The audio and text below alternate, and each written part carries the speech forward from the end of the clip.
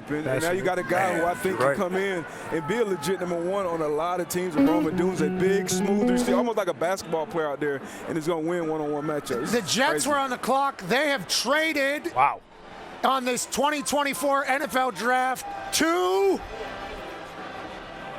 Minnesota. Who's allegedly going to move up to get a quarterback is what everybody was thinking. The Minnesota Vikings, who just traded up one spot by giving up 129 and 157 to the New York Jets. The Jets will be on the clock after this pick is announced. Guess who?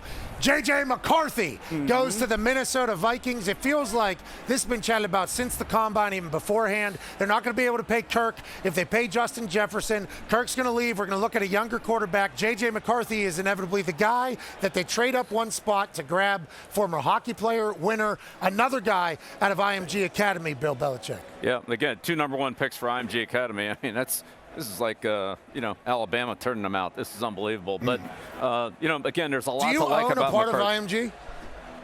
No, I'm just saying. You should get some. When you look at their high school, what Coach Miller has done down there in the last 6 years, it's unbelievable. But anyway, there's a lot to like about McCarthy. I mean, it gets tough. He's a great leader. He's an alpha guy. Players love him. His teammates love him. And he makes a lot of good decisions. He really helps your team. I think he'll work well with, with the Vikings. And, I think, Coach O'Connell will do a great job with him. And he's got some good players to work with, especially, Jefferson. So whenever you think about J.J. McCarthy's future and you watch the film, what do we see, what do we like, what do we not like, and what is Kevin O'Connell going to be able to kind of make better and take advantage of? A guy who's had success with damn near any quarterback you put in his offensive system. Let's go to the film. Here he is. I mean, there's not much to not like about McCarthy. I mean, one thing is the question is his weight. He weighed in at 202 and then 219. He's somewhere in there. We'd like him at 219, not 202. But again, this guy's got a quick release. He can get the ball out. He reads coverage as well. He's just got a lot more experience than. And they huddled up too, Coach. Is that a big deal? Like I know Nick Saban was talking about playing him. They actually huddled and did all that, and his defense was not used to seeing it. And he plays under center. He isn't in a shotgun all the time, so he can handle under center. He can handle the play action passes, turn his back to the quarterback. But here he is getting the ball out quick. If you run this back for a second, Foxy, this is Chop Robinson coming off the edge here.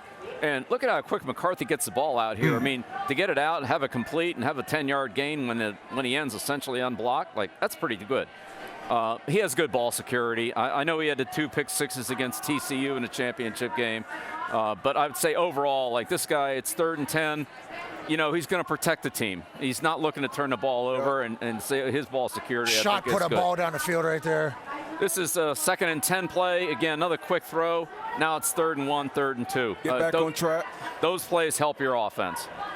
Again, taking a profit, every play is not going to be an 80-yard touchdown. He's good to make good completions, good solid plays.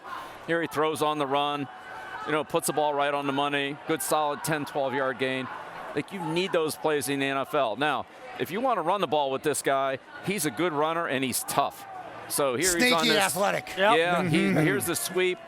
He does a nice job of reading the hole here. And this is really a good run game decision. So it's an RPO. He's reading the rotation coming down to the right side here. And so instead of handing the ball off, or to the left side rather, instead of handing the ball off here, he sees Isaac take it, pulls the ball down, and then, again, good solid run. He just makes good decisions. 4th and 1, this is really a good play. They run the little rollout here, and everybody's covered. He's got nobody to throw to. He's 6, 7 yards behind the line of scrimmage. Got to get the first down and makes a good run. Yeah. I'm not saying this guy's a better runner than Jaden Daniels, but he just makes good decisions and is definitely good enough. Here's another second down play where he's got to read the defensive end and the rotation on the top. The top of the screen here, pulls the ball and outruns Isaac. Edge burned out. Gets a first down. So, these are the ones you want him to hit here. He's got the crossing pattern, should throw the over route, and still he tries to, get on the field to that flag that's, has got no chance on. Again, there's things for him to work on too, but overall, this kid he makes a lot of good football plays. Yeah, I think what we like about J.J. here is he's also a winner. You know, my Bill, God. as you go through it all, I think he's only lost like one game. He beat the hell out of Ohio State. And now, obviously, there's been a lot of down times in the state of Ohio because what J.J. McCarthy and Jim Harbaugh did towards them the last 3 years. Wins a national championship, played hockey growing up. This is the type of guy that you would love to see leading the program, AJ. Yeah, he's the guy that you feel like the players love him. We saw him. We were out there. We were watching him. He's meditating before the game. Under the goalpost. We're thinking, what's going on here? The guy's barefoot doing all this. I like it. I'm into all that. I think it's pretty cool. The guy's like old school mentality, old school toughness with some new age. You know, I think mindfulness, and seems like he loves his teammates as well and takes care of the ball, like Bill says. Yeah, I absolutely love J.J. McCarthy. Pat, you mentioned he's a winner, 27-1.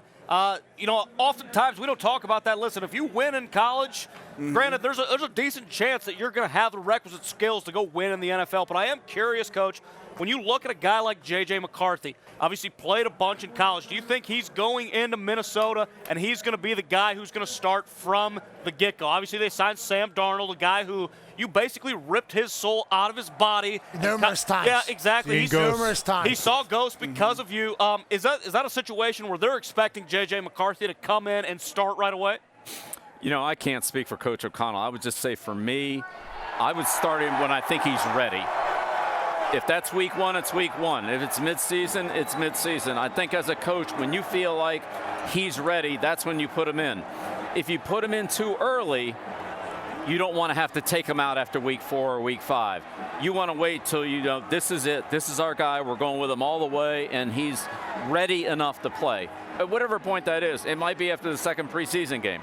I don't know. But I think with that position, what you don't want to do is you're in, you're out, you're in, you're out. Once he's ready, you put him in, then you just got to live with it. Might be a couple bad, rough spots in there, but you're going to stay with him. Going into a great situation, too. You mentioned KOC won with a ton of different quarterbacks. They didn't do so great in those close games, but him coming in with Justin Jefferson, who we think they're going to re-sign, probably the best receiver in the league, and then Jordan Addison, who had a great rookie year as well, and going to continue to, create separation. So I think he's going into a good situation whenever he does get that start. Definitely. 5 quarterbacks have been taken in the top 10 picks. Wow. Damn. 5. All offense. Now, and to chalk offense. Yeah. 19 is the number, the most amount of offensive players that have been drafted in one first round. I think it was in 2021 or 2022. Everybody had predicted that this year would go over. The 6 quarterbacks in the first. Remember, Michael Penix was only like minus 130 a week ago to go in the first round. J.J. McCarthy was having chatter about maybe he was the 4th quarterback. Instead, he finds a perfect home, in my eyes, in Minnesota. Yeah.